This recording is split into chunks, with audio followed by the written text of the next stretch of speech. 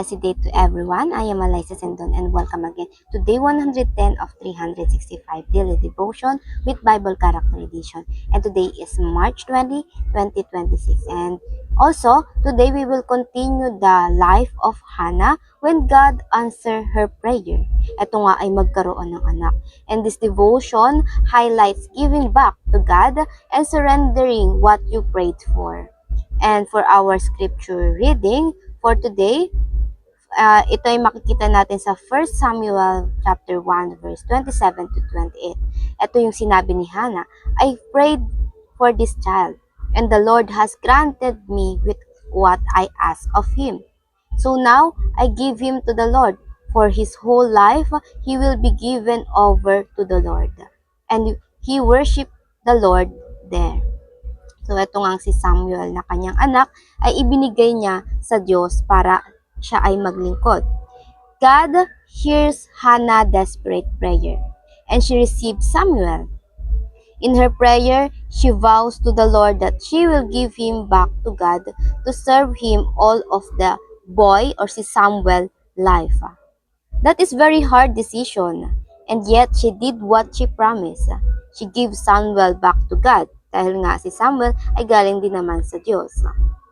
This shows us what true faith looks like, giving back to God the blessing we once prayed for. Everything we have comes from God and belongs to Him.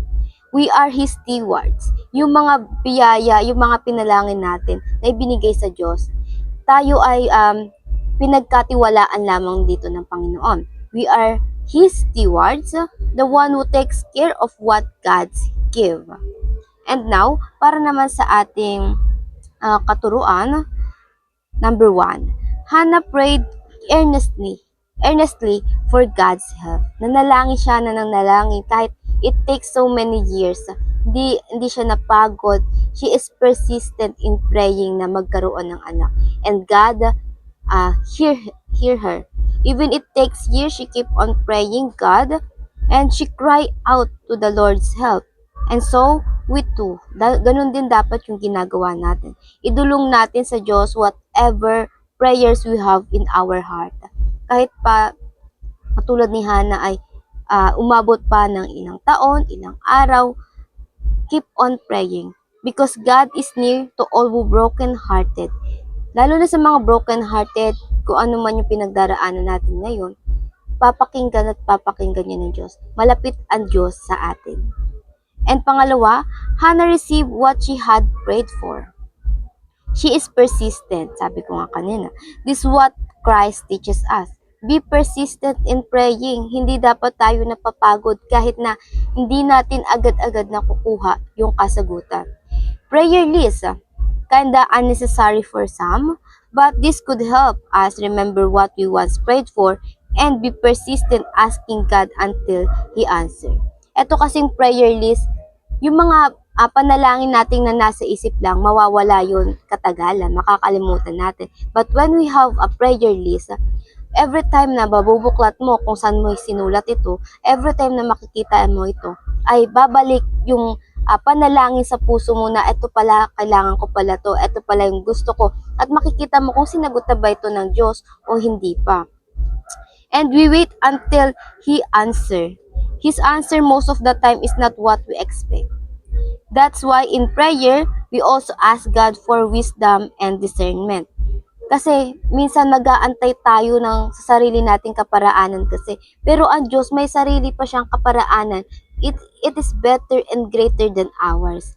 Trust Him for He has better plan in mind, more than we think or imagine.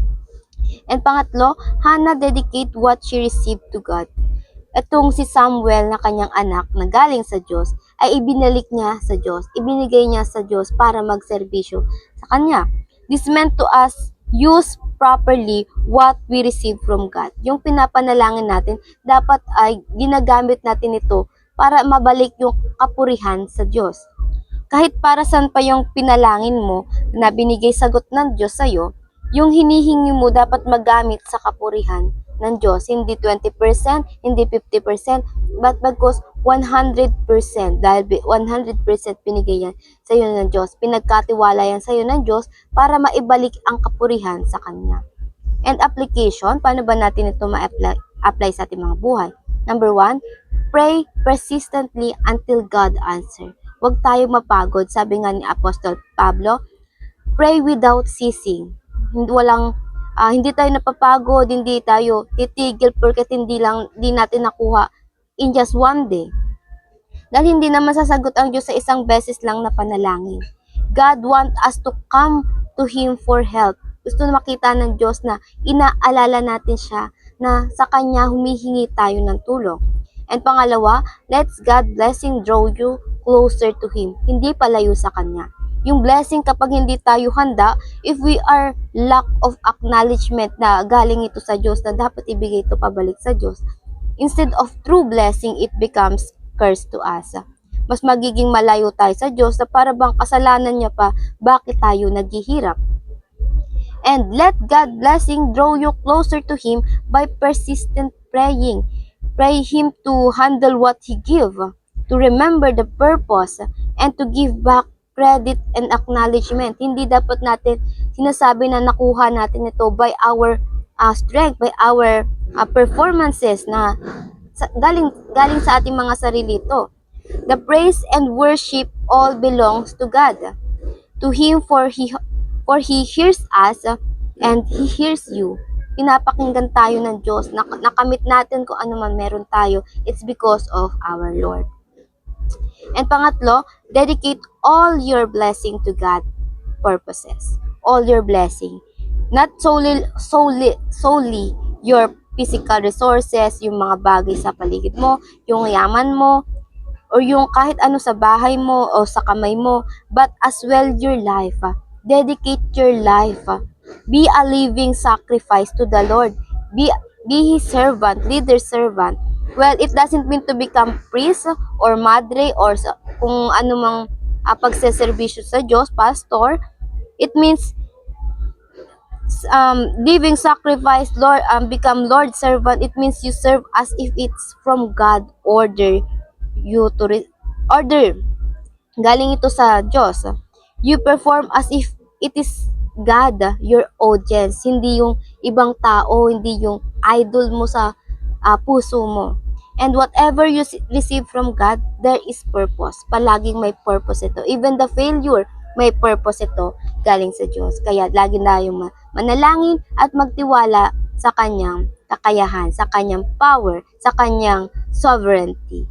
And para naman sa ating reflection, how can we practically use God's blessing for His purpose?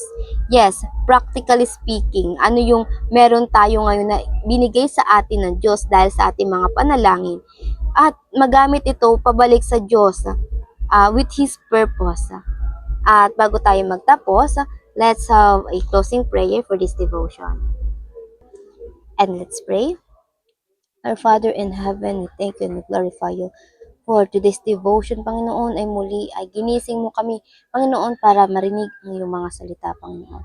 Panginoon, salamat at binibigyan nyo kami, Panginoon, sinasagot nyo ang aming kahilingan, Panginoon. And as well, Lord God, pinaalala nyo sa amin to surrender what you have given to us, Lord God, na para hindi ito yung maging curse to us, Lord God. At Panginoon, ay matutunan namin na magtiwala sa inyo, Panginoon, na yung binigay nyo sa amin, Panginoon, is daluyan lamang ito ng inyong pagpapala, hindi lang sa amin, Panginoon, bagkus sa bawat pantao na gusto nyong maabot through our life, Lord God. Lord God, thank you for every day, for everything you have given to us, for the knowledge, Lord God, na makilala ka pa more deeply each day, Lord God. At Panginoon, ikaw nawa ang siyang palaging manguna at magliwanag sa aming mga daraanan. Madakila ka ng bawat tao sa aming buhay, Panginoon. At ayun lamang po, I prayed all of this, Lord God, in the mighty name of Jesus. Amen and amen and amen. At ayun lang po, I hope marami tayong natutunan at matututunan pa. And I pray na sama-sama sana tayong dumago para sa Panginoon. See you again tomorrow for our devotion. Have a nice day ahead and God bless.